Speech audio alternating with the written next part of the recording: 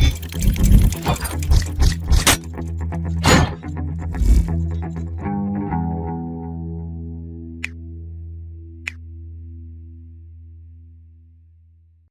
everyone, welcome you all back. This video is about how to harness the tidal energy. In last video we have seen how to harness the ozone energy in general. There are four types of ozone energy, that is first one is ozone currents, and the second one is ozone as a heat engine, third one is tidal energy, fourth one is wave energy. In the last video itself we have seen the first two energies available with the ozone, that is ozone currents and ozone as a heat engine. In this video we are going to see how to harness the tidal energy, that is how to convert the tidal energy into electrical energy, right? So what is mean by tidal energy? First, what is mean by tide, how it is created? Tidal energy is depend on the tides created by the moon's gravitational pull on earth, right? You may see during a lunar day the sea water, you can see the seashore as you more than you can see the seashore not as usual, right? So that is called as low tide. In a lunar day, two times there is a high tide and two times there will be a low tide, right? So here, tidal power, which is also called as tidal energy. Tidal energy is nothing but the rise and fall of sea water. That rise and fall of sea water is called as nothing but the power we are obtained from the water. That is hydropower. This hydropower This hydropower converts the energy of the tides into useful form of power, mainly into electricity. This is how we are harnessing the tidal power. Tides are the waves caused due to gravitational pull of the moon and the sun. Ozone tides are periodic rise and fall of ozone water level, occurs twice in each lunar day. In a single day of 20, which consists of 24 hours, there will be two high tide, two low tides, right? During one lunar day, the water level rises twice and fall twice. So if you take a day with 24 hours, the time interval between a consecutive low tide and that is high level of water to the low level of water is about 6 hours, right? So the range between tidal range is the difference between consecutive high tide and low tide. During high tide, the water flow into the dam, right? So if you construct a dam near to the seashore during the high tide, what will happen? If you open the gates or if you open the gates of the dam, the dam will be filled with the seawater and the dam gates will be closed. During the low tide, if you open the gates, the water will drain from the dam to sea, right? This is the working of the tidal power plant. During this draining and filling of the dam, the turbine which is installed in the gates of the dam can be rotated.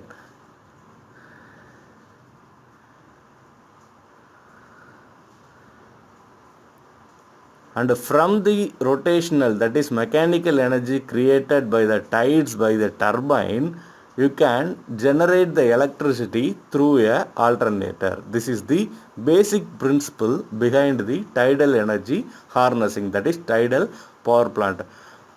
Although not widely used, this tidal power plant is not widely used because of its some limitations, but it has the potential for the future electricity generation.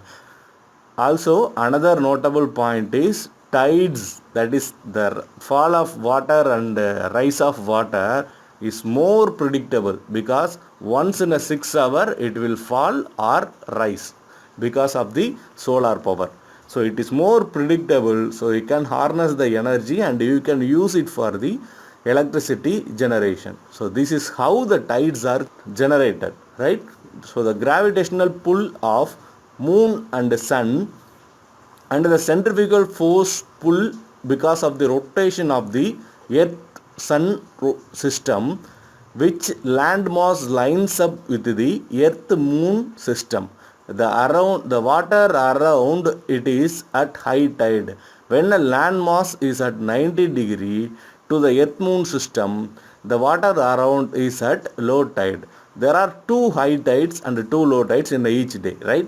So here come to the diagram. Here the surface, in this surface there will be water. No, that water will be pulled by the moon gravitational force. Because of that, here the water will start to rise and the water here will start to low tide, right? So similarly, if the earth starts to rotate, when this water goes on the backside, so it comes here, because of the centrifugal force, it will pulled in this direction, right? Similarly, if the water here is pulled in this direction, and here there will be high tide, and near the seashore there will be low tide. Similarly, this same water comes here and there will be low tide here and high tide in the seashore. This is how the tidal energy is generated by the earth moon system, right? So here is the output of the gravitational and centrifugal force. So once the earth rotates one full rotation, there will be one, two high tides, and here and the back side there will be two low tides. Here, what is tidal barrage? So nothing but this is your sea, and this is your reservoir, and this is the dam wall constructed by us, right? So when the tide in the sea is at high, that is water is rising in the sea, and through this gateway, the water comes into the dam and starts to fill the dam, right? So during the tide in, the water comes into the dam, and the gates will be closed, right? So when the water in the sea level gets decreased, that is low tide, the gates will be opened, and the water in the dam goes in this direction. Okay, this is basic thing. And during the high tide in the sea, the water will start to get inside. If you place a turbine here, the turbine will start rotation. Similarly, when the low tide in the sea, you just open the gates of the dam, the high level of water here will go in this direction, that is draining of the dam will happens, and if you place a turbine again here, you will get the power like this. Here again another representation. When there is high tide, it goes to the low tide. The water in the dam also gets drained. Because of that, this turbine start to rotate. So this is water basin, that is this is dam, this is water basin, and this is sea. A tidal barrage will have the components of sluice gates and turbine, right? So during the water rise in the sea, the sluice gates will get opened, and because of that, the water gets into the dam or reservoir through this direction. So similarly, after the water filled in the dam, the sluice gates will be closed and kept closed until the low tide appears in the sea. Once the low tide appears in the sea, sluice gates will get opened, and the water from here starts to drain into the sea, right? There are two types of tidal barrage. One is single basin system, second one is two basin systems, right? In single basin system, after the sea there is only one reservoir, right? So during the flood tide, that is water come from sea into the basin, the basin is filled, that is high tide. Flood tide means high tide. During the high tide, the basin is filled, and during the high tide, the basin is filled, and sluice gates are closed and traps the water inside the reservoir. The gates are kept closed until the tide has ebbed sufficiently, that is until the low tide appears in the sea.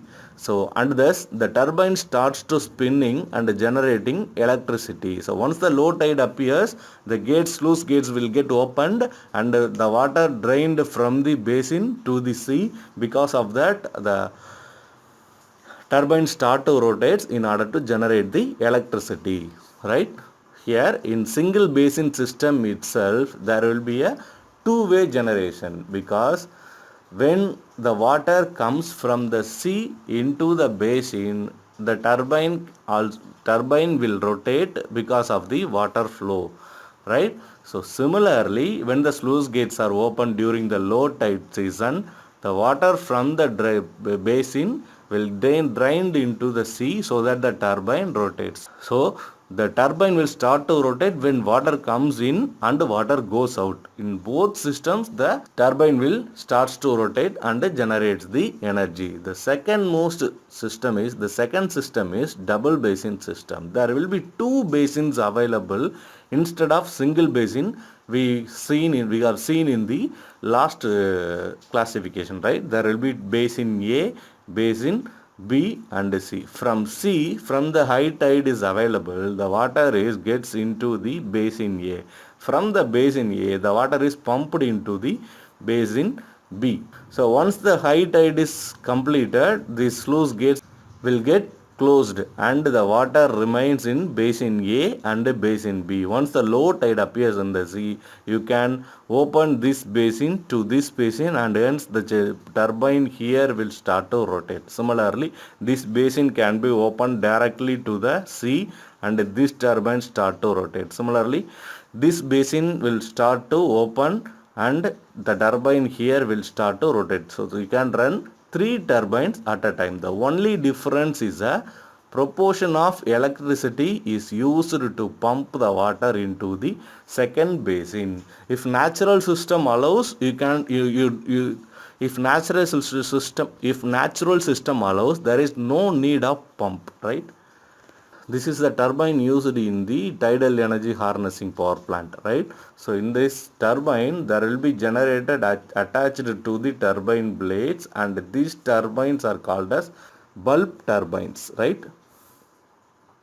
These are all the current power plants which use the tidal energy. In France, they have 240 megawatt installed power, and Russia have 0.4 megawatt, Canada has 18 megawatt, China has 3.9 megawatt, right?